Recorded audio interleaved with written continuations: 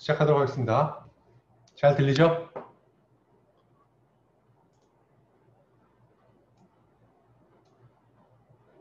오케이. 자, 우리가 지난 시간까지 한 게 뭐냐면은 옥시데이션을 해가지고 무엇에 쓰는지에 대해서 얘기했어요. 어디에 쓸 수 있다고 했죠? 옥시데이션 해가지고 아이솔레이션, 그 다음에 디퓨전 베리어. 지금 모스펫에서는 뭘로 쓸 수 있다고 했지? 옥사이드지, 만드는 게 옥사이드니까 게이트 다이렉트, 게이트 옥사이드를 쓸 수 있고, 그 다음에 그 메탈과 메탈 사이에 인슐레이션 하는 데 쓰고, 패시베이션 하는 데 쓰고, 여러 가지가 있어요. 그래서 다 알아둬야 되는 것이고, 그럼 이제 오늘부터 하는 얘기는 뭐냐면 어떻게 어떤 툴을 사용해 가지고 만드는지에 대해서 간단하게 얘기할 거예요. 두 가지 방법이 있어요. 옥시데이션 하는 방법은. 하나는 퍼니스를 이용하는 방법이고, 하나는 RTA, Rapid Thermal Annealing이라는 방법이요. 자, 퍼니스라는 것은 어떻게 생겼냐면은 이 그림을 보면 이렇게 생겼어요. 그러니까 이런 어떤 챔버에다가 바깥에 열선을 감아가지고 전기를 올리는 열선을 감아가지고 그 열선에 전기를 가하면 얘가 온도를 올릴 거 아니에요. 그러면은 이 안에 있는 웨이퍼들이 온도가 올라가면서 이 안에다가 가스를 넣어주면 되는 거죠. 이거는 일반적인 퍼니스가 다 이렇게 생겼다. 퍼니스라는 것은 어떤 온도를 올려주기 위한 열 처리하기 위한 툴이야. 그래서 이렇게 웨이퍼를 이렇게 단체로 넣은 다음에 이걸 갖다 그 앰비언트를 조절하기 위한 가스를 집어넣어주고 그게 옥시데이션이면은 옥시전이나 아니면은 H2O 스팀을 집어넣겠지. 그리고 뭐 다른 N2O를 할 수도 있고 뭐 여러 가지 다른 원리도 할 수 있어요. 그렇게 하고 거기에 온도를 갖다가 올려서 그걸 가지고 그 열 처리를 하는 거야. 자, 이건 얼마나 시간을 갖다가 오랫동안 올라가는 시간이 상당히 오래 걸릴 수밖에 없어요. 왜냐하면은 기본적으로 퍼니스라는 게 이렇게 돼 있고 이 안에 웨이퍼들을 이렇게 집어넣은 다음에 열선을 이용해 가지고 열선을 이용해서 온도를 올리는 거고 이 안에 앰비언트를 조절해 주는 가스가 들어가 있는 거 아니야. 뭐 이게 O2가 되든 H2가 되든. 그러다 보니까 이 안에 가스로 차 있단 말이야. 이 안이. 가스 차이기 때문에 이 온도가 올라가는 방법은 어떻게 올라가는 거냐면 이것에 의해서 이 열선에 의해서 뜨거워진 공기가 일로 가면서 이렇게 온도 전달할 수밖에 없다고. 이렇게 온도 전달을 이렇게 어떤 매개체가 움직이면서 온도가 올라가는 것, 이걸 뭐라고 그러지? 이것을 온도의 전달 방법은 세 가지가 있어. 하나가 대류, 그렇지. 그 다음이 전도, 그 다음이 복사, 그렇지. 대류, 전도, 복사라는 말이지. 여기서 이용하는 방법은 대류란 말이지. 대류. 그러니까 공기가 이렇게 움직여야 돼. 직접 움직이면서 온도가 올라가야 한단 말이지. 자, 그렇기 때문에 시간이 걸릴 수밖에 없어요. 시간이 걸려. 이것도 온도도 전달되는 게 이 벽이 뜨거워지면서 전달해 주는 거야. 벽이 뜨거워지면서 그 뜨거운 벽이 안에 있는 공기의 온도를 이 벽이 뜨거워지는 방법은 뭐 이게 직접적으로 뭐 레디에이션이 될 수도 있고, 그러니까 복사가 될 수도 있고, 그다음에 전도가 될 수도 있고, 그렇죠. 아무튼 벽이 뜨거워지면서 이 벽이 공기를 덮여준 그 뜨거운 공기가 이 전체를 덮여주게 되는 그런 대류의 과정. 대류, 컨벡션이라고 부르지. 컨벡션에 의해서 올라갈 수밖에 없단 말이지. 자, 그러다 보니까 이 온도도 존이 뭐 뜨거운 데와 덜 뜨거운 데가 있으니까 꽉 똑같은 온도 존 유지되는 그 핫존을 갖다 우리가 이용해야 되고 온도는 천천히 올라갈 수밖에 없어. 천천히 올라갈 수밖에 없어. 램핑 되는 게 천천히 올라갈 수밖에 없어. 그리고 뭐 O2나 H2O 소스를 갖다가 써가지고 이 라인을 통해서 공급해줘서 하게 된단 말이지. 그리고 이렇게 호리존털하게 할 수도 있고 이렇게 버티컬하게 세울 수도 있어. 자, 어느 게 더 유리하겠어? 어느 게 더 좋겠어?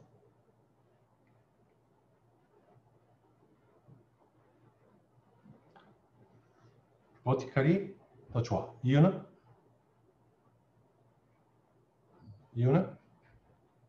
버티컬이 자리를 더 차지. 유식한 말로 하면은 풋프린트가 작다고 그래. 풋프린트가 작다고 그래. 이게 여러분들 이 땅이라는 거는 항상 비싼 거야. 반도체 공장 같은 데를 갖다 지었다. 이걸 갖다 얘가 땅을 갖다 많이 차지한다. 장비가. 땅을 적게 차지하는 거에 비해서 훨씬 더 불리한 거야. 땅을 적게 차지해야 돼. 무조건. 그다음에 버티컬 경우는 땅을 더 적게 차지한다고. 대신에 불리하지. 이게 많지. 굉장히 많지. 이거는 온도 조절하기가 굉장히 어렵다고. 버티컬 같은 경우는. 왜냐면은 기본적으로 뜨거운 거는 위로 올라가야 돼 있어. 차가운 건 밑으로 내려오고. 공기라는 것은. 그렇잖아. 그렇지? 그러니까 위가 항상 온도가 뜨거워질 수밖에 없다고. 밑에보다. 이걸 어떻게 컨트롤하냐. 뭐 여기도 물론 그렇지 않겠냐. 그렇지만 이 전반적으로 이 각각의 웨이퍼에는 차이가 크게 없단 말이지. 하지만 여기서는 밑에 놓은 웨이퍼와 위에 놓은 웨이퍼의 온도 차이가 나버리면 달라진 애들이 나와버린단 말이야. 그러니까 이걸 갖다가 어떻게 잘 맞춰주냐가 어려운 일이란 말이야. 어렵지만 이렇게 굳이 하려는 이유는 풋프린트가 작기 때문에, 그렇기 때문에 훨씬 더 가격 경쟁력이 생긴단 말이지.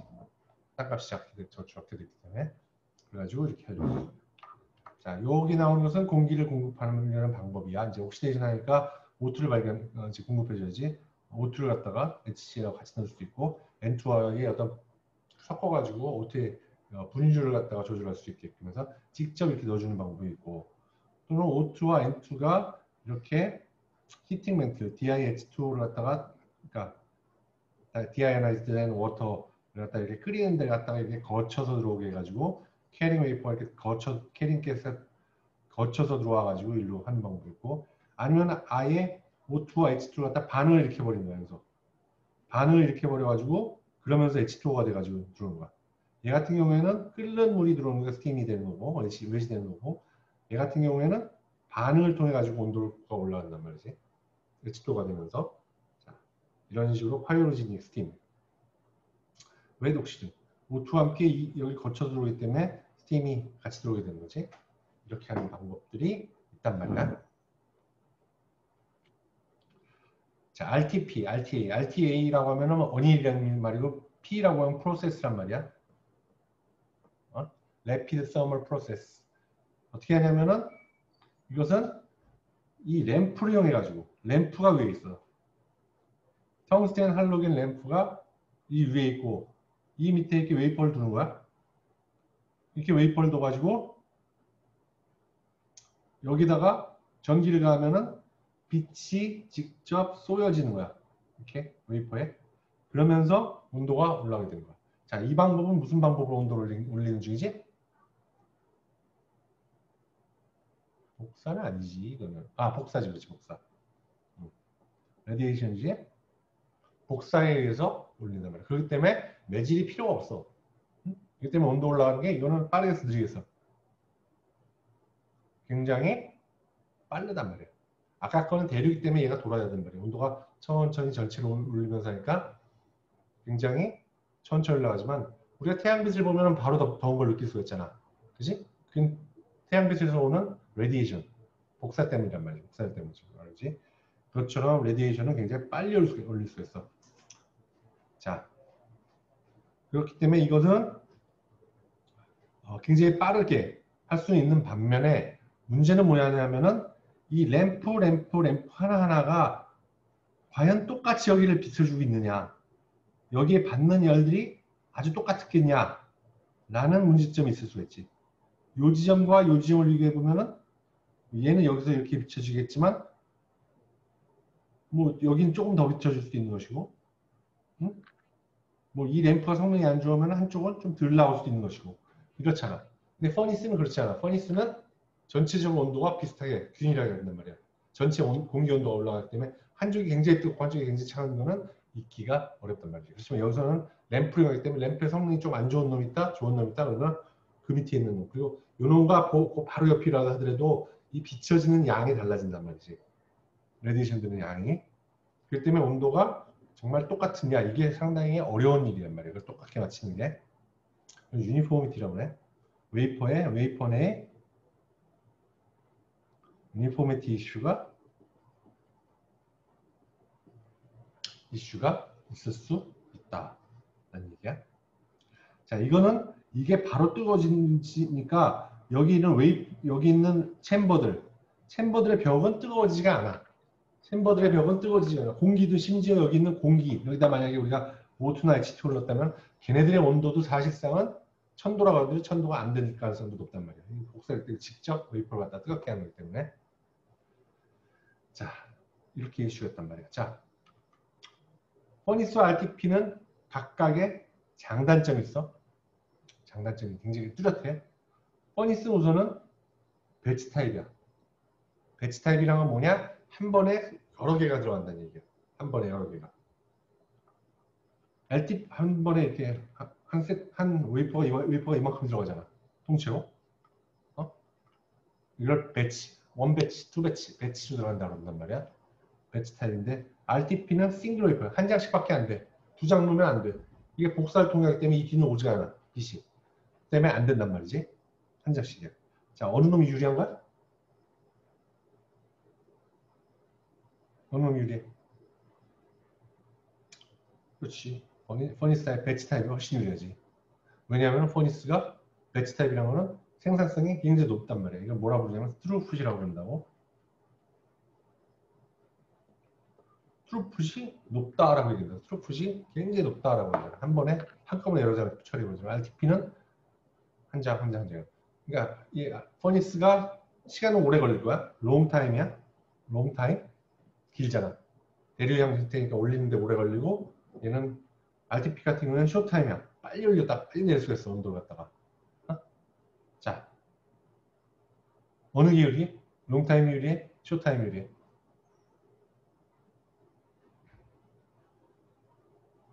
당연히 쇼 타임 유리한 거야. 오래 걸리지 않는 게 좋아. 열 충격도 덜하고 서멀 데미지도 적고 그 다음에 빨리 하면 빨리 여러 장할 수 있어요. 그렇지만 이게 시간이 오래 걸리지만 배치 타입으로 너무 많은 걸 넣을 수 있기 때문에 트루풋은 얘네가 좋을 수밖에 없어. 퍼니스 쪽이 훨씬 빨라. 그 얘기 무슨 얘기냐? 같은 용도로 만약에 얘와 얘를 쓴다면 용도를 같이 쓴다면은 얘 한 대 살 때 얘는 한 10대를 사야 한다는 얘기야. 장비값을. 장비가 보통 하나에 뭐 20억 정도 하니까 10대 더 산다. 그러면 200억 정도 더 쓴다. 이런 식이 돼버린단 말이지. 그러니까 이게 좋지. 그렇지만 얘를 써야 될 일이 있어. 얘만 쓸 일이 있어. 언제냐 하면은 굉장히 숏사이클에 어떤 옥시데이션을 한다든지 그러니까 게이트 다이렉트 옥시데이션을 한다든지 그럴 때는 굉장히 얇은 막을 빠르게 잘해야 돼요. 그러고 그렇게 하는 게 좋단 말이지. 그리고 오래 하면은 밑에가 서멀 데미지가 심해져. 서멀 버짓이 커지기 때문에 그렇기 때문에 빨리 할 수 있는 게 좋단 말이야. 그렇기 때문에 RTP를 꼭 써야 할 경우도 있어. 게이트 옥사이드 기를 경우가 특히 대표적인 경우고. 자, 시간을 갖다가 올리는 시간 짧지 굉장히 오래 걸린단 말이야. 시간이 온도를 올리는데 그렇지만 이거는 온도를 올리는데 굉장히 빨라. 복사를 이용하기 때문에 이런 유리점도 있고 사이클 타임이 기니까 서멀 버짓이 길다는 얘기고 사이클 타임이 짧으니까 서멀 버짓이 적다는 얘기야. 같은 걸 하더라도. 자, 그래서 각각에 맞게끔 RTP를 쓰든 퍼니스를 쓰든 한단 말이야. 두 개가 경쟁 관계가 아니고 이쪽이 유리할 때는 이쪽을 쓰는 거고 저쪽이 유리할 때는 이쪽을 쓰는 거고 이렇게 되는 거야. 자, 이슈, 문제점. 퍼니스는 아까도 얘기했지만 서멀 버짓이 이슈가 커. 왜냐면 오랜 시간 동안 올리고 오랜 시간 동안 유지하고 오랜 시간 동안 내린단 말이야. 그렇기 때문에 이게 전체적인 가해지는 열량이 웨이퍼에 가해지는 열량이 굉장히 커. 같은 1000도를 한다 하더라도 1000도, RTP를 할 때가 1000도, 퍼니스를 할 때는 훨씬 클 수밖에 없어. 퍼니스가. 파티클. 이거는 핫월하고 콜드월의 문제야. 핫월, 콜드월. 아까도 했지만 월을 갖다가 뜨겁게 만들어야 한단 말이야. 퍼니스. 그래서 올리거든. 그렇다는 얘기는 이 퍼니스라는 것 자체가 수축 팽창을 계속 한단 말이야. 그러다 보면 이제 파티클 같은 것들이 나올 수 있고 이렇게 되는 것이지만 RTP는 그렇지가 않아. 얘는 별로 뜨거워지지 않아. 월 자체가. 웨이퍼가 뜨거워지지 월은 뜨거워지지 않는 말이야. 그러면 파티클이 줄고 애트모스피어 압력을 높여준다. 압력? 분위기? 포스피어 분위기인데 분위기?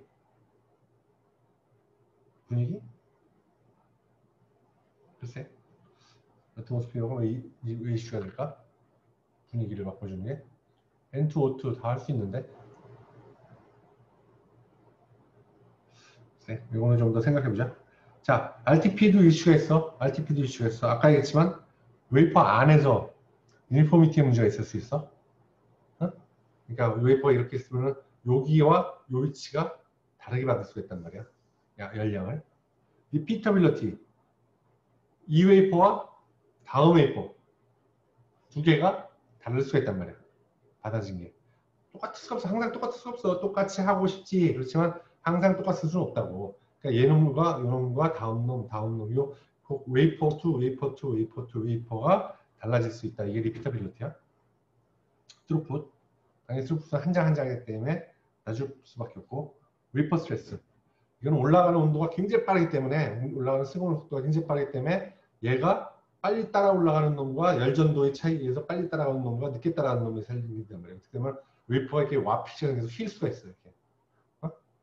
어느 쪽이 뜨거워지고 덜 뜨거워지고가 생길 수밖에 없으니까 워낙 빠르게 올라가다 보니까. 그리고 앱솔루트 템퍼러처 온도를 굉장히 오래 올렸을 때 정확한 템퍼러처를 갖다가 딱 잡기가 어려워 사실은 이거는. 이 온도가 순간적으로 올라가기 때문에 우리가 온도를 측정하는 방법은 이 웨이퍼의 온도를 측정하는 여러 가지 방법은 뭐 서머커플을 이용하는 방법이 TC라고 하지. 굉장히 일반적인 방법이야. 서머커플을 바로 온도가 올라가는데 될 수는 없단 말이야. 그러다 보니까 뒤에다 이렇게 된단 말이야. 그래가지고 온도가 비치면서 어떻게 올라가는지 봐. 근데 얘가 아주 뜨겁게 올라가더라도 얘가 웨이퍼를 통해서 전달돼야지 얘는 느낄 수가 있단 말이야. 그러다 보니까 얘가 정말로 몇 도까지 올라가는지는 사실은 모른단 말이지. 정확하게 알 수 없단 말이야. 그렇지? 그렇지만 퍼니스 같은 경우에 전체 온도가 다 똑같이 올라간 거라고. 그러니까 웨이퍼 온도도 그 전체 애트모스피어의 온도와 똑같은 거란 말이야. 그러니까 어디를 재도 비슷하단 말이지. 그 온도가 정확하단 말이야. 그렇지만 LTP 같은 경우에는 그런 문제가 있단 말이야. 이런 걸 잘 보상을 하면서 한단 말이야. 그러니까 어떤 놈을 쓸지를 갖다가 잘 생각을 해야 한단 말이야. 자, 이건 뭐 타임 제로 브레이크다운. 이거는 다이렉트릭이 브레이크다운 시킬 때 얼마큼에서 브레이크다운을 시키는지에 대한 건데 RTO, RTP를 사용한 옥사이드와 퍼니스를 사용한 옥시데이션 하는 것들 비교해 본 거야. 브레이크다운 필드와 브레이크다운 필드 두께를 갖다 바꿔가면서 그러면서 이제 보면서 이게 어느 게 좋은 건지 비교하는 건데 뭐 이거는 그냥 이런 거 테스트하는 게 있다라는 것만 알아도 이게 어느 게 좋다라고 말하기 어려워. 굉장히. 아무튼 어떤 문제점이 있다. 어떠한 점이 장점이다. 이런 부분들 잘 알아둬. 자, 이제 거의 마지막이야. 마지막 옥시데이션에서 마지막은 뭐냐면은 우리가 옥사이드를 갖다 기르려면 두께를 알아야 한단 말이야. 두께를. 응? 어떻게 두께를 잴 것인지에 대한 문제야. 옥사이드 티크니스의 두께를 재는 방법. 자, 여기 우리가 얘기해 준 방법은 옵티컬 인터피어런스를 말하는 거, 엘립소메트리, 캐패선스를 재는 방법, 칼라 차트를 보는 방법, 이 네 가지 방법에 대해서 얘기할 텐데, 자, 옵티컬 인터피어런스와 엘립소메트리는 둘 다 웨이퍼 옥사이드가 길러진 데다가 빛을 비춰. 빛을 비추면은 여기서 반사되는 빛과 옥사이드의 표면에서 반사되는 빛과 이게 옥사이드야.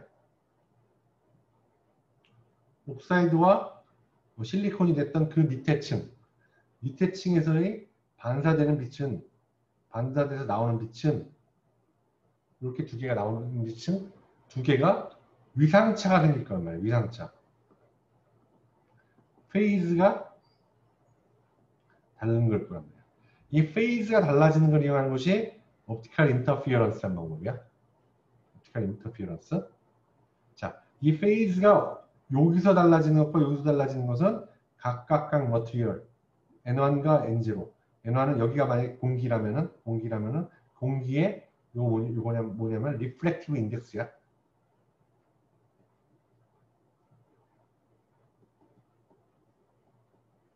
리플렉티브 인덱스라는 것은 빛의 속도, 공기 중의 빛의 속도와 비교해서의 그 매질 내에서의 빛의 속도의 비율을 얘기한다고.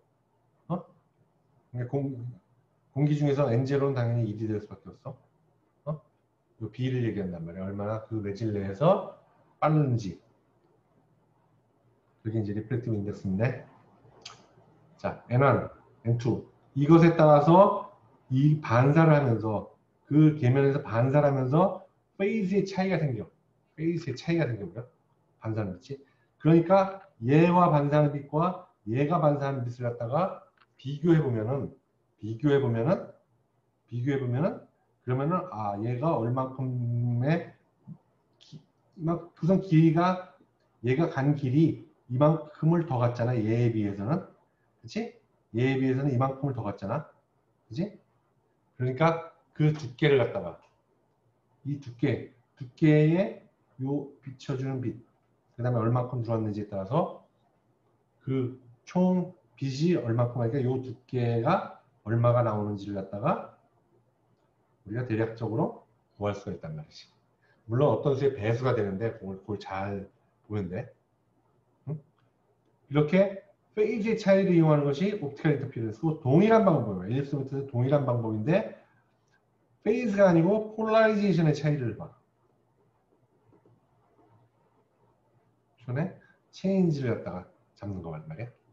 페이즈의 체인지를 잡는 것이 아니고 가장 많이 쓰는 방법이 엘립스 매트리가. 그래서 2나노에서 6 마이크로 레인지까지 금방 잴 수가 있고 0.3나노미터 3옹스트롱 1옹스트롱의 리피터빌리티 3옹스트롱의 어큐러시로 잴 수가 있단 말이지. 굉장히 정확하게 잴 수가 있어. 자, 이 옵티컬 인터피어런스와 엘립스 매트리에 대해서는 그냥 요만큼만 설명해 줄 거야. 여러분들이 공부를 찾아서 봐서 더해. 그렇지? 찾아서 더해 분명히.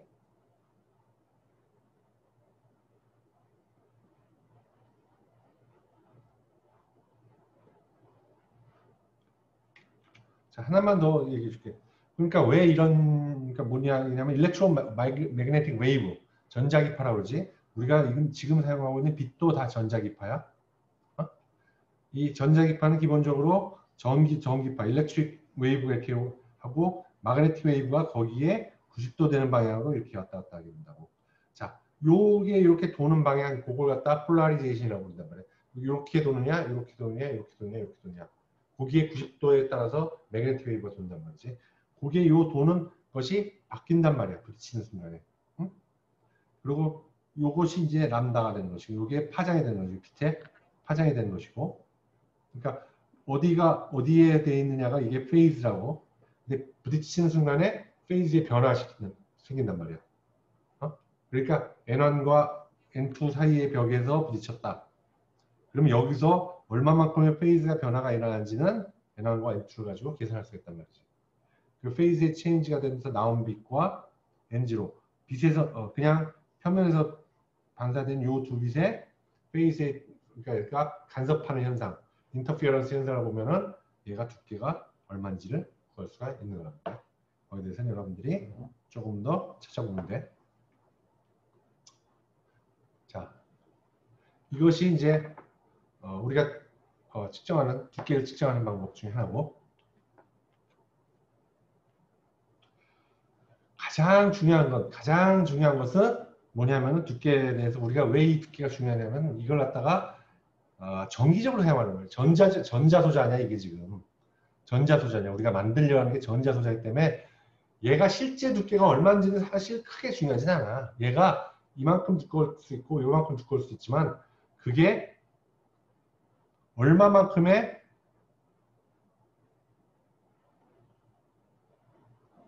전기적으로 캐패시턴스를 만드냐 이게 사실은 우리한테 중요하단 말이지. 자, 우리가 만약에 MOS 뭐 소자를 만든다. 그럼 이거의 두께 물론 측정할 수 있지. 일렉트로미터 아까도 봤지만 일렉트로미터를 통해 가지고 뭐 1나노까지 1나노, 2나노까지도 쉽게 잴 수 있단 말이지. 잴 수 있는데 그게 중요하지 않아. 그거보다는 얘가 얼마만큼의 캐패시턴스를 만들어 주는지가 우리가 알고 있는 전자 소자에는 훨씬 중요한 얘기란 말이야. 그게 이거랑 똑같은 거 아니에요? 이거 알면은 두께 알면은 캐패시턴은 두께로 다이렉트릭 콘스탄트를 나눈 거 아닙니까?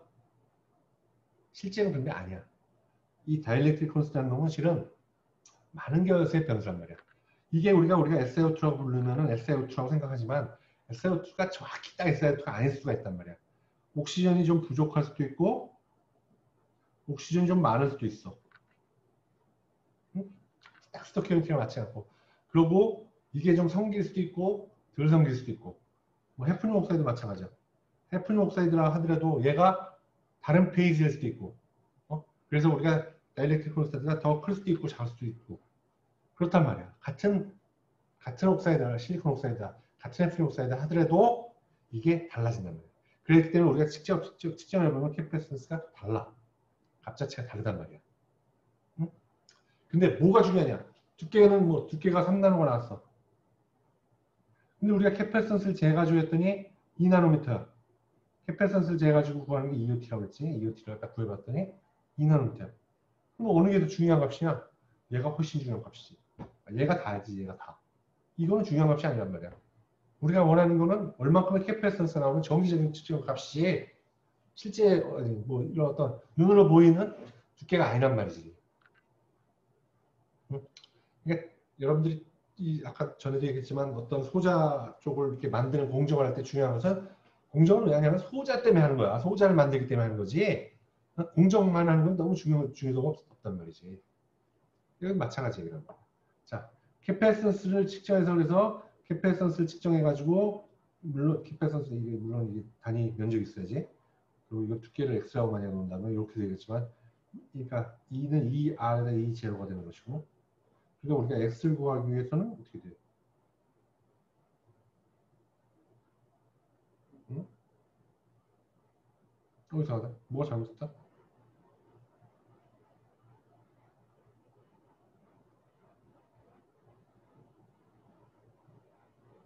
이게 왜 이렇게 됐어? c가 밑으로 가야 되잖아.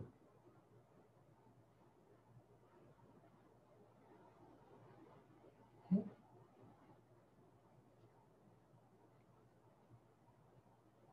이렇게 돼야 되는데? 왜 이런 값이 이렇게 나왔지? 두께가?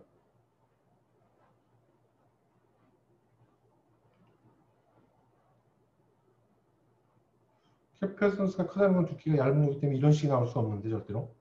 이거 좀 뭐가 좀 잘못됐다? 응? 그렇지? 여러분들 캐패시턴스와 두께와의 관계, x가 두께가 맞나? 얘는 L이오고 욕수는 다이렉트릭 콘스탄트, 렐러티브 다이렉트릭 콘스탄트, 이제는 퍼미터티브 뭐 스페이스. 이게 잘못된 식이야. x가 만약에 두께를 얘기하는 거면은 잘못된 식이야. x가 두께를 얘기하면 x가 두께를 얘기하는 거면 잘못된 식이야. 이렇게 돼야지 되는 거지 실제로. 고쳐야겠네. 이렇게. 아무튼 우리가 이렇게 만들어서 메탈을 갖다 위에다 덮고 MOS를 만든 다음에 그 다음에 얘를 갖다가 CV를 재보면 어큐뮬레이션, 디프리전, 인버전에서 이렇게 나올 거란 말이야. 이렇게 나오지. 그럼 이 COX 값 가지고 우리가 COX 값 가지고 옥사이드의 티크니스를 구할 수가 있단 말이지. 있단 말이야. 그렇지만 이렇게는 구하지 않아 우리가. 최종적으로 이렇게 구하겠지. 최종적으로 이렇게 구하겠지만 공정 중간에 이렇게 구할 수가 없단 말이야. 왜냐하면은 이렇게 하려면은 캡을 만들어야 돼. 캐패시턴스를 갖다가 캐패시터를 갖다가 만들어야 되잖아. 어? 그러니까 이렇게 할 수는 없단 말이지. 그러니까 공정 중에서 우리가 할 수 있는 방법은 아까 말했지만 뭐 이런 방법들, 인터피어런스, 엘립소메트리 같은 방법으로 해가지고 나중에 캐패시턴스 구해가지고 걔를 잘 코릴레이션을 지어줘야지. 근데 아까도 얘기했지만 두께를 잰다는 거와 캐패시턴스 값이 다를 경우가 너무나 많아. 너무나 많이 달라져. 그러니까 왜 그런지를 분석하고 그래가지고 이걸 갖다 똑같이 나올 수 있게끔 하는 것들이 공정 쪽에서 해야 할 일들이란 말이야. 정기적으로 그 값이 나오게끔 이렇게 유니포미티, 비피더빌리티를 갖게끔 하는 방법이 이게 중요하단 말이야. 자, 아무튼 이렇게 직접 캐패시턴스를 측정해서 재는 방법도 있다.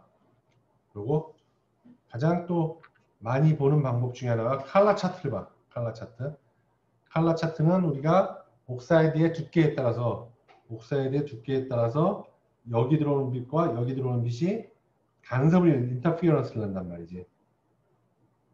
인터피어런스가 나는 것이 어떤 정상파를 만들었을 때 그 얘와 얘가 페이지가 다르기 때문에 정상파를 만들게 된다고.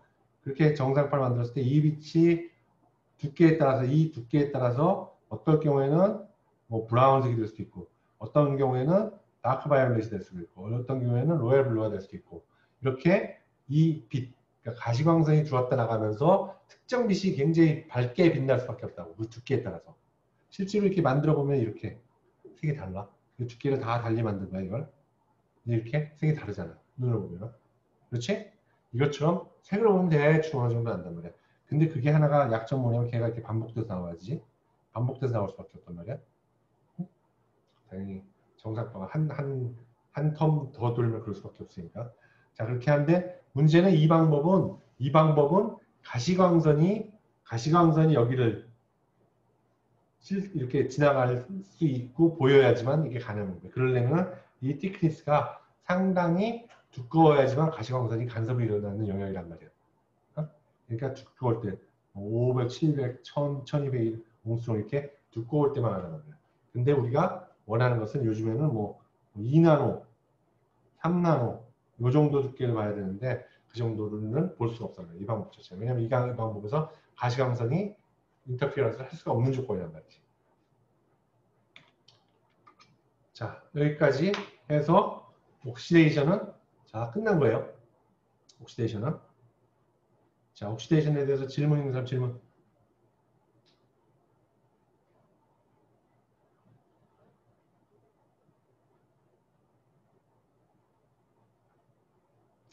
자, 질문이 없으니까 그러면 다음으로 지나가겠습니다. 다음 번은 우리가 할 것은 이제 임플란테이션에 대해서 올려줬죠, 여러분들한테. 임플란테이션에 대해서 했어요.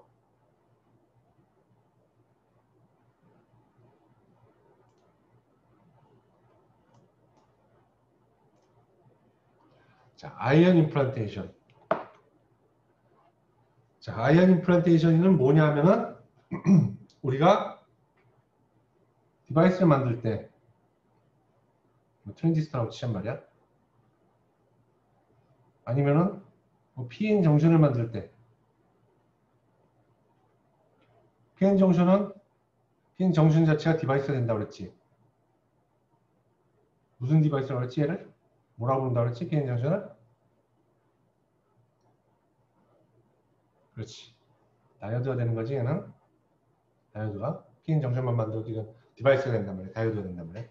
아무튼 이렇게 두 개가 도핑이 달라지면은 그러면 여러 가지 우리가 그걸 통해서 이용하단 말이야. 정전을 만들어가지고 여기 P 이렇게 하게끔 하면 여기 아무튼 뭐 N 여기는 P가 돼야 되잖아. 다르게. 자, 이렇게 다르게 만드는 것을 도핑이라고 한다고. 도핑. 퓨어한 언도프된 실리콘은 몽땅 다 실리콘이 이렇게 4개의 다리를 가지고 있어. 4개의 다리를 가지고 각각 옥시전이랑 붙어 있단 말이지. 근데 그걸 갖다가 N타입 도핑이다. N타입 도핑은 몇 쪽을 갖다가 도핑하게 되지? N타입 5족. 그렇지. 프리 일렉트론을 가지고 있는 5족. 포스포러스나 아르세닉 같은 애들이지. 이 5족 애들을 갖다가 도핑하는 것이고. 이렇게 도핑하면은 페르미 레벨이 인트린직 레벨에 비해서 어떻게 돼? 컨덕션 밴드 쪽으로 붙게 되지. 컨덕션 밴드 쪽으로. 자, 페르미 레벨은 정의가 뭔지 알지? 페르미 레벨은 일렉트론이 발견될 확률이 0.5 절반인 것이지.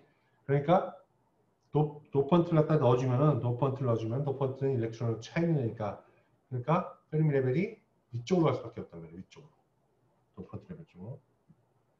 자, 도너 레벨 쪽으로 갈 수밖에 없고 이 도너 레벨에 있는 일렉트론들은 쉽게 컨덕션 밴드가 가깝기 때문에 쉽게 컨덕션 밴드 올라와서 뭐가 되는 거야,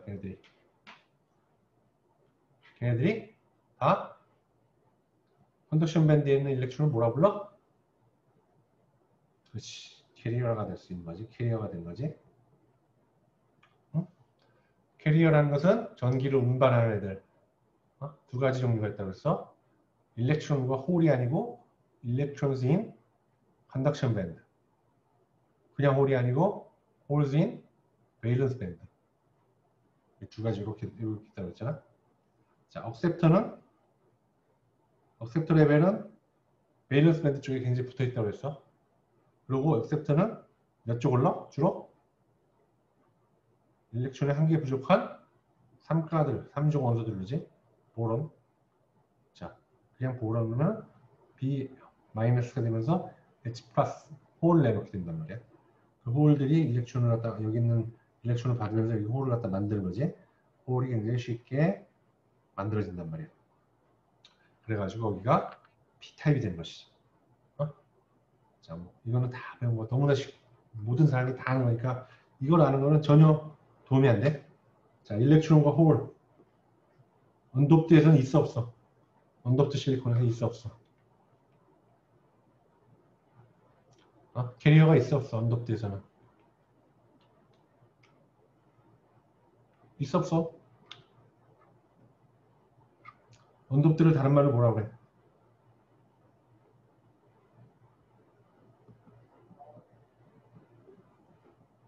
인트린직이라고 그러지. 자, 캐리어가 있어 없어?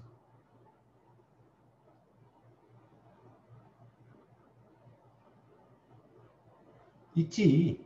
얼마큼 있어? 얼마큼 있어? 그걸 뭐라 불러? 그 캐리어를 갖다가. 그렇지. NI 인트린직 캐리어 컨센트레이션이라고 그러지. 자, 인트린직 캐리어 컨센트레이션은 뭐의 함수야? 어떻게 하면 많아지고 어떻게 하면 적어져? 어떨 때만큼 어떻게 적어? 뭐의 함수지? 그렇지. 템퍼러처 함수지. 자, 물질이 바뀌면 같아, 다 달라. 뭐 때문에 달라지? 물질이 바뀌면? 왜 달려? 그렇지. 밴드깁의 함수지. 밴드깁의 함수지. 응? 자, 기본적으로.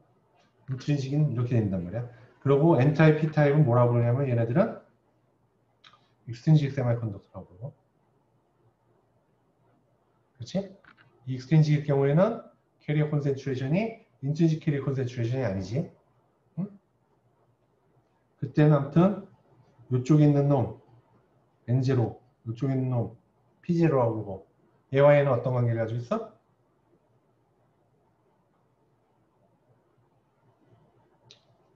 N0와 P0는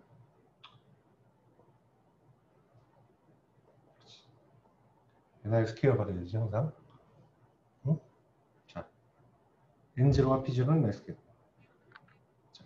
제로는 뭐지? N0. 제로가 뭐지? 언제 제로 붙인다 그랬지?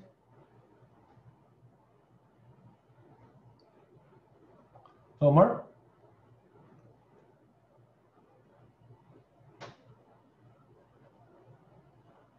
이퀄리브리움일 때. 응? thermal 이퀄리브리움일 때. 제로를 붙인다 그랬지. thermal 이퀄리브리움은 제너레이션 되는 것이 thermally 제너레이션 될 때만이란 말이지. thermally 제너레이션 되는 놈만 있을 때. 응? 그때 평형을 이룰 때 thermal 이퀄리브리움이라고 하지. 자, 기본적인 거 여러분들이 알아둬야 당연히 알아둬야 되는 거고. 당연히. 이 얘기는 당연히 알아둬야 너무나 당연히 알아두고 있어야 되는 거야.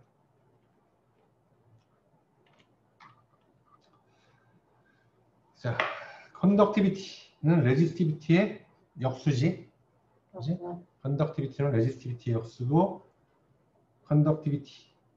컨덕티비티는 Q 몇 놈이 얼마나 빨리 뛰는지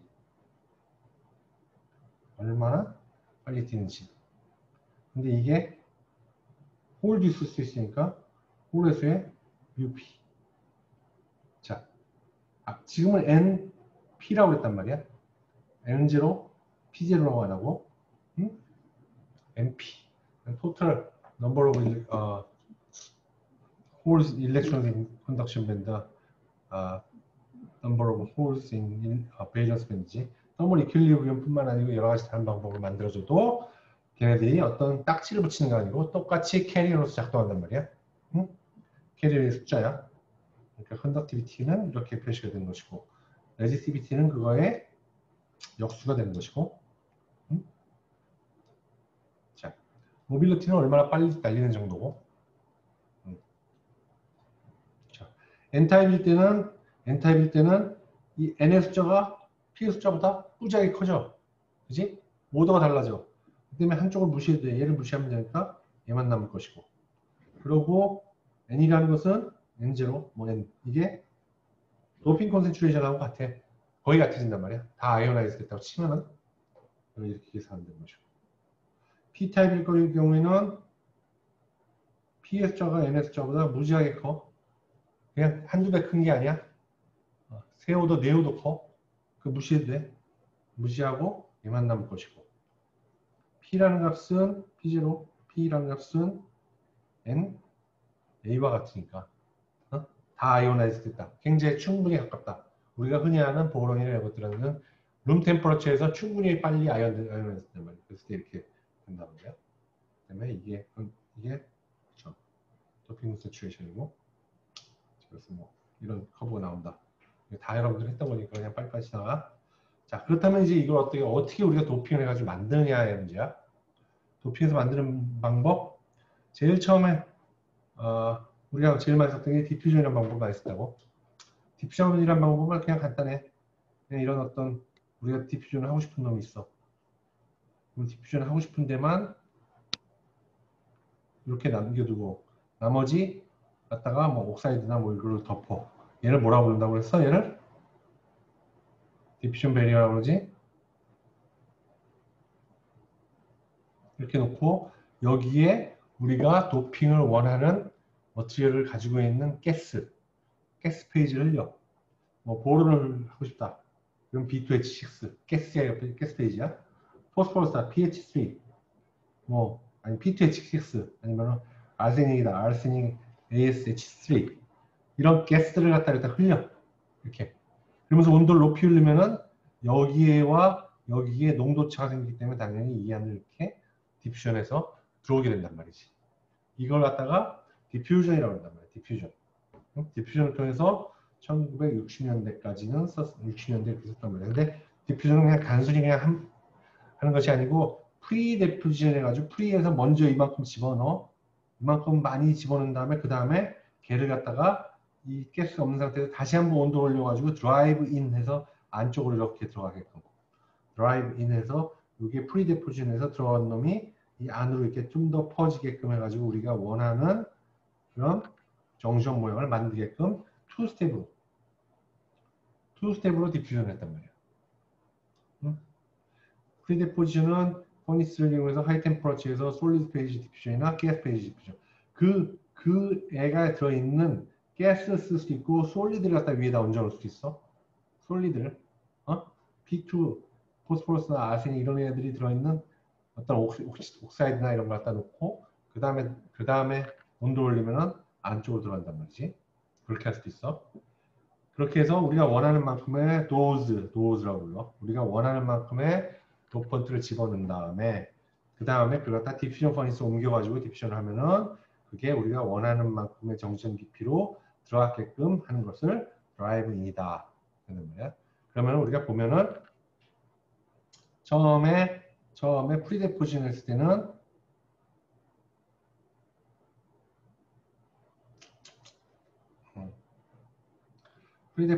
때는 이게 만약에 이 방향이고 이게 만약에 도핑 콘센트레이션이다. 그러면은 이 디퓨전은 기본적으로 처음에 녹는 양이 있어. 솔리드 솔루빌리티 한계가 있어. 그만큼 여기 녹을 거야. 그치? 그러면서 이런 가우시안 분포를 갖고 이렇게 될 수밖에 없다고. 온도를 점점 시간을 두면 시간이 줄수록 이렇게 퍼져나가는 이런 형태가 될 거란 말이야. 이렇게. 그러니까 다시 말해서 이 도핑을 하면은 이렇게 디퓨전을 통해서 도핑을 하면은 문제가 되는 건 뭐냐면 이 끄트머리가 항상 제일 높은 컨센트레이션을 가질 수밖에 없어. 이 안으로 갈수록 컨센트레이션이 이렇게 낮아질 수밖에 없어. 이렇게. 이런 형태가 될 수밖에 없어. 자, 이렇게 하고 그 다음에 얘를 갖다가 만약에 드라이브에서 한다. 그러면 얘가 아마 이게 낮춰지면서 이런 식으로 퍼질 거야. 이게 낮아지면서 전체적으로 이렇게 퍼지는 이러한 형태가 될 거란 말이지. 이런 형태가 돼. 자, 알겠지? 디퓨전을 통해 가지고는 도핑 컨센트레이션이 어떤 식으로 변화를 되는지 알아둬야 됩니다. 자, 우리가 옛날에는 트랜지스터 만들 때 바이폴라 정션을 만들 때는 PNP 막 이런 정션을 만들었단 말이에요. 정션을. 자, 그럼 이런 걸 어떻게 만드냐? 그런 거 간단해. 이건 NPN을 만들었구나. PNP, NPN 이런 것들을 만들어. 이런 정션을 만들어. 이런 정션 어떻게 만드느냐? 우선은 N타입으로 만들어진 웨이퍼에다가 P타입으로 이만큼 시간에 따라서 이 높이는 이거 솔루비티나 아니면은 그 우리가 처음에 넣어주는 가스의 농도에서 이게 정해지잖아. 그래서 이렇게 한 다음에 얘를 드라이브를 통해 가지고 이런 곡선을 만들고 그다음 이거 P타입을 이렇게 그 다음에 N타입을 다시 이런 곡선을 만들어서 하면은 각각이 캔슬 아웃 된단 말이에요. 캔슬 아웃 되면서 N이 이렇게 생겼고 P가 이렇게 생겼고 N이 이렇게 생긴단 말이에요. 그러니까 NPN 이런 BJT 바이폴라 정션 트랜지스터의 구조를 만들 수 있단 말이에요. 이런 식으로 한단 말이에요. 자. 그런데 이 도핑이라는 것이 계속 우리가 스케일링 다운 하면서 웨이퍼를 갖다 그러니까 저 사이즈를 디바이스 사이즈를 작게 만들면서 그러면서 계속 문제가 되고 있단 말이야. 도핑을 계속 작게 만들면은 문제 이걸 계속 작게 만들면은 똑같이 얘도 작아지고 하면서 뭐가 또 작아지냐면은 요 정션의 뎁스도 이렇게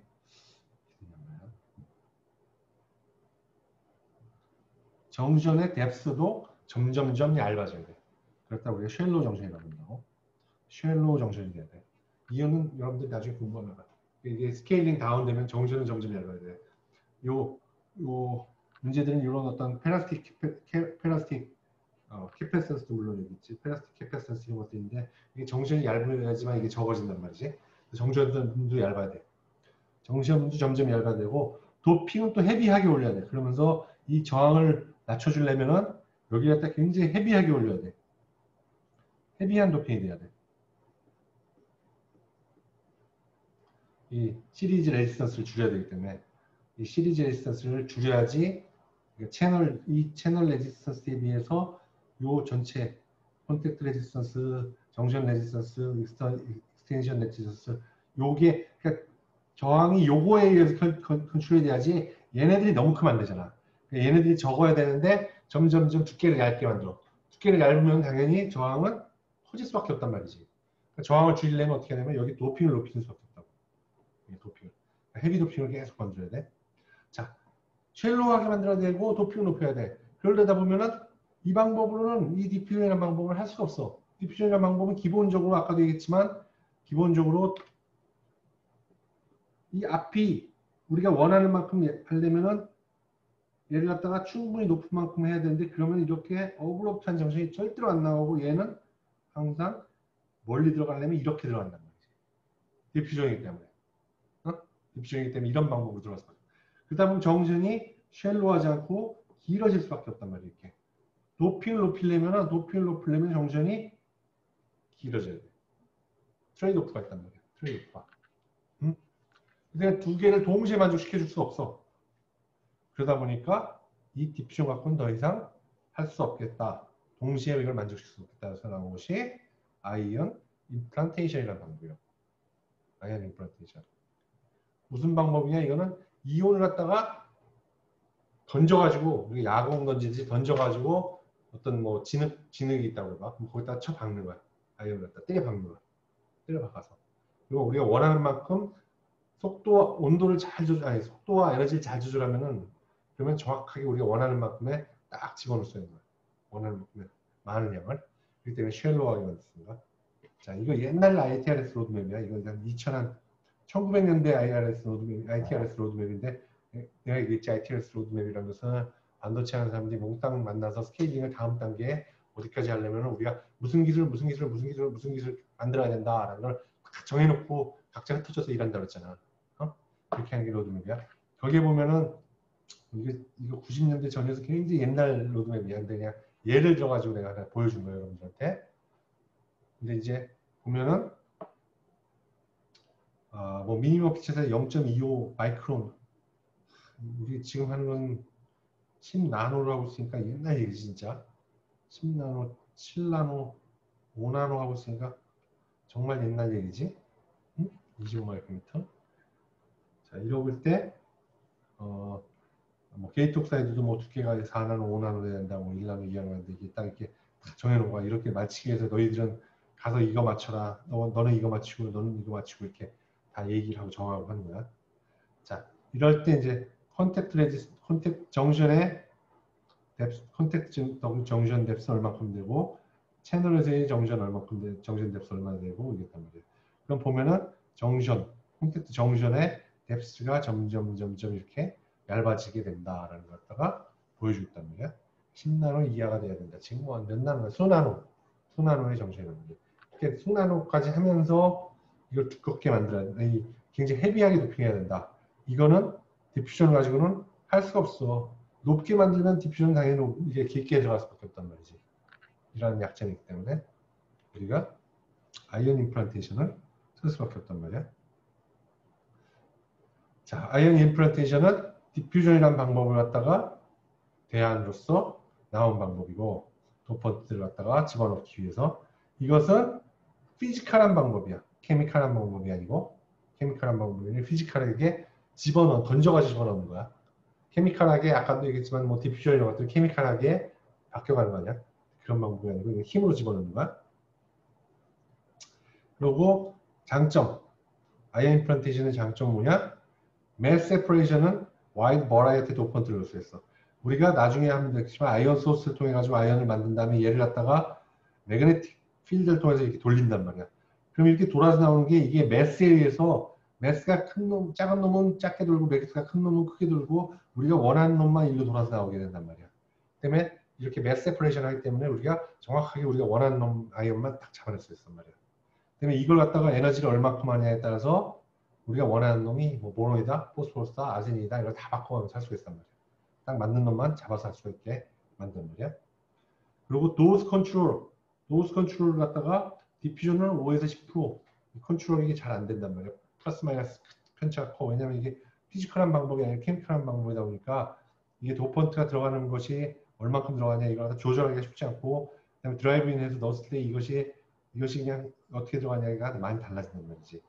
그렇지만 이 아이언 임플란테이션은 플러스 마이너스 1%, 10에 11에서 10에 17까지 플러스 마이너스 1%, 14세에서 21세까지도 집어넣을 수 있고 이렇게 굉장히 정밀하게 집어넣을 수 있단 말이에요. 에너지이기 때문에 정확하게 어느 정도 에너지면 어디까지 들어간다가 정확하게 계산이 나와 있단 말이야. 그래서 굉장히 정확하게 내가 유튜브를 갖다 여기다 해설했었는데 봤더니 올해 와가지고 봤더니 이것들이 둘 다 끊어졌더라고. 그래가지고 이 유튜브는 내가 이게 왜 이걸 보여주냐면은 이 장비가 어떻게 생겼는지를 보여주고 싶어서 그 아이언 임플란테이션 장비 그 나온 유튜브를 저걸 했었는데 근데 이거 다 정지를 먹었는지 다 안 됐더라고. 어베이러블하지 않더라고. 그래서 내가 다른 걸 해보려고 찾았더니 그 장비 나온 그림들이 하나도 없어졌더라고.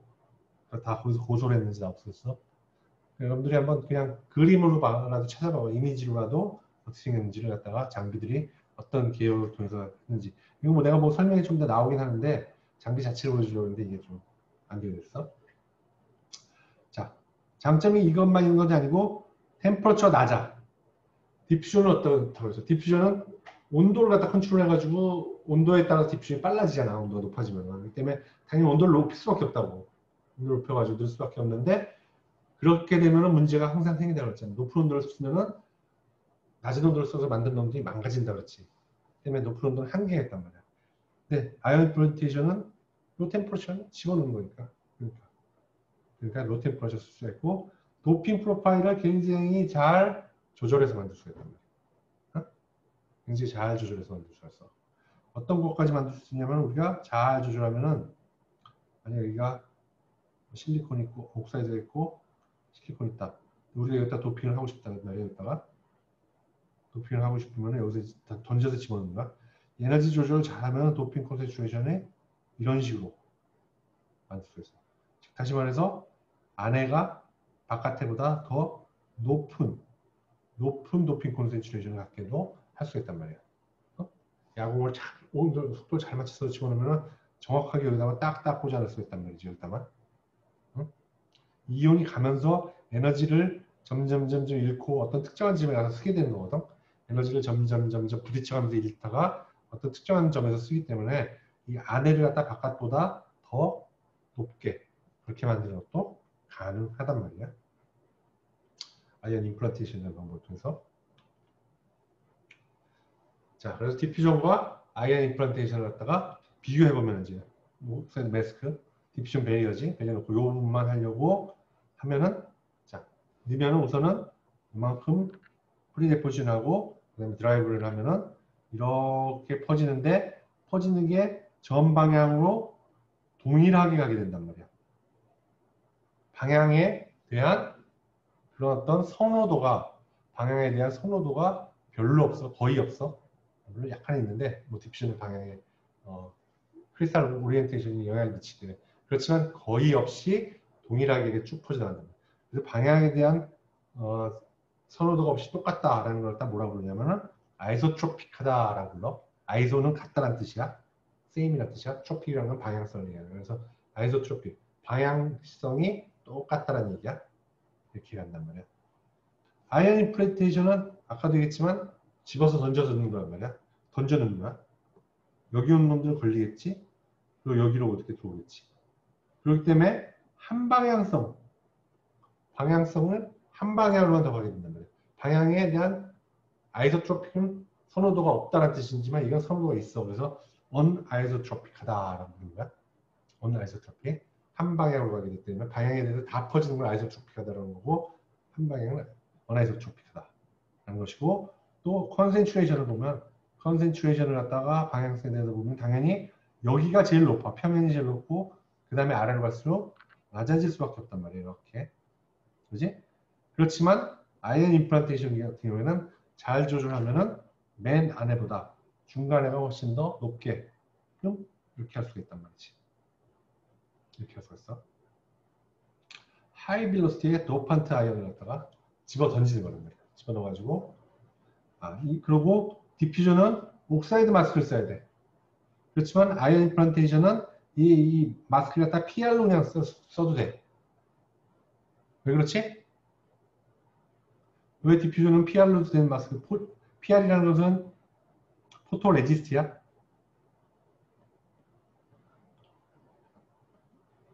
포토 레지스트로 쓴 마스크를 쓰면 안 되지? 베리어를 못 만들지? 이걸 PR로 만들면 안 되지? 왜?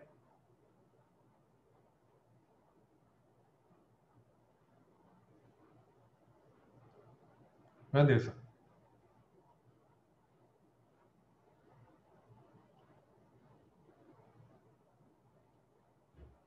왜냐하면은 디퓨전은 기본적으로 고온에서 해야 된다고. 고온에서. PR이라는 것은 오게닉이야. 오게닉 머티리얼이라고. 고온을 견뎌줄 수가 없단 말이야. 고온을 갖다가.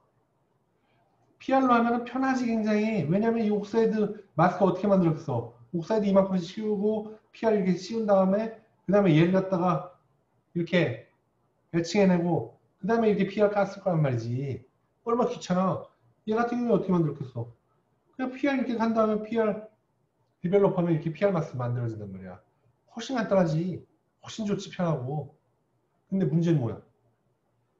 얘는 하이 템퍼러처로 가야 한단 말이지. 어? 얘는 하이 템퍼러처가 필요 없어. 그냥 쏘는 거야. 그렇기 때문에 얘는 맞으면서 마감만 주면 돼. 얘는 맞으면서 마감만 준다는 말이야. 그러면 나중에 같이 녹일 때 같이 녹아 나가면 되잖아. 얼마나 바로 편해. 좋지. 그렇지만 하이 템퍼러처기 때문에 마스크를 갖다가 옥사이드 마스크를 써야 된다. 물론 여기도 아이온 임플란테이션도 PR 마스크 아니고 하드 마스크들 아니 옥사이드나 뭐 나이트라이드 마스크 쓸 때도 있단 말이지. 이게 아이온 임플란테이션 맞으면은 얘가 좀 성격이 변해가지고 잘 안 날라가거든. 그래가지고 이제 옥사이드나 나이트라이드 할 때가 많은데 그래도 이렇게 할 수 있다는 그런 어떤 자유도를 갖고 있잖아. 프리덤을 갖고 있어. 얼마나 편해. 자, 장단점을 알겠지? 디퓨전과 아이온 임플란테이션. 장단점이라기보다 얘는 옛날 방법이고 단점이야. 거의 대부분 단점. 장점이라고는 하나 있겠지. 하나. 뭐가 있겠어? 한 가지 장점이 있겠지. 뭐가 있겠어? 대부분 단점이고. 하나. 비용이 적다. 결국은 뭐 최종적으로 돈이 적게 드는 방법인데 가 맞는데 얘 같은 경우는 배치 프로세스가 가능하지. 응? 이건 어차피 넣고 가스 뿌린 다음에 디퓨전 해버린 거 아니야. 그렇기 때문에 퍼니스랑 그냥 집어넣고 가스 흘려주면 뭐 수십 장 한꺼번에 한다고. 그렇지만 아이온 임플란테이션 어때? 얘는 한 장 한 장 할 수밖에 없어. 기본적으로 한 장 한 장 할 수밖에 없다고. 그러니까 장비가 굉장히 많은 양의 장비가 필요하지. 돈이 굉장히 많이 들겠지. 그러니까 그런 장점 하나만 있겠지. 그러니까 뭐 굉장히 정밀하게 필요가 없는 것 할 때는 뭐 디퓨전을 할 수 있는 것들도 있겠지. 오케이. 자, 그래서 디퓨전과 아이온 임플란테이션의 장단점이 여기 있어. 아이온 임플란테이션, 로 템퍼러처 프로세스 때문에 PR 매스 쓸 수 있다. 도스 컨트롤 정확하다. 뎁스 컨트롤 정확하다. 모델할 수 있다. 뭐 도펀트를 갖다가 콘센트레이션하고 정션 뎁스를 관계를 같이 가져서 할 수 있지 않고 걔네들 별도로 할 수 있다. 디퓨전은 아니잖아. 높게 하려면 깊게 들어갈 수밖에 없단 말이지. 레터럴 디스트리뷰션, 레터럴 옆으로 펴지는 게 굉장히 적다. 이렇게 하는 거고. 요거에 정반대의 디스어드밴티지 갖고 있는 거야. 디퓨전은 하이 템퍼러처니까 하드 매스크 써야 되고 솔리드 솔리비티에 의해서 한계가 지어지고 서비스 컨센트레이션 하드하고 롱 드라이브가 필요하고 그다음에 로 도즈 프리뎁 어렵고 로 도즈를 하기가 어렵단 말이야. 도즈를 조금만 넣기 어려워. 조금만 잘 안 들어가. 도펀트 콘센트레이션과 정션 뎁스는 밀접하게 관련있고. 자, 장점. 디퓨전의 장점. 도핑에 의해서 데미지가 없다. 피지컬한 게 아니고 케미컬하게 바뀌는 거기 때문에 데미지 없이 간단 말이야. 근데 아니지. 아이온 임플란테이션에 집어던진단 말이야. 그러니까 이게 막 부딪히면서 게임하면서 할 수밖에 없단 말이야. 그러니까 임플란트 데미지가 있단 말이야. 배치 패브리케이션이다. 그리고 딥 정션. 굉장히 깊게 들어가는 것. 굉장히 아이온 임플란테이션 굉장히 깊게 하려면 엄청난 에너지가 필요하잖아. 근데 얘 같은 경우에는 그냥 시간만 오래 주면 되지. 온도를 높이고.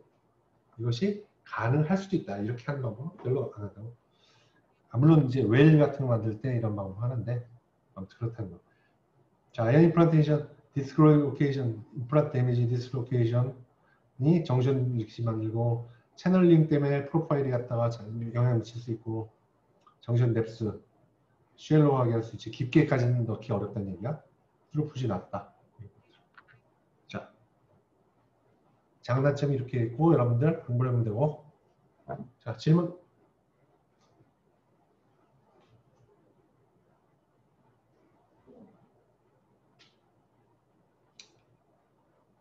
질문 없어? 자, 질문 없으면은 여기서 마치는 걸로 합시다.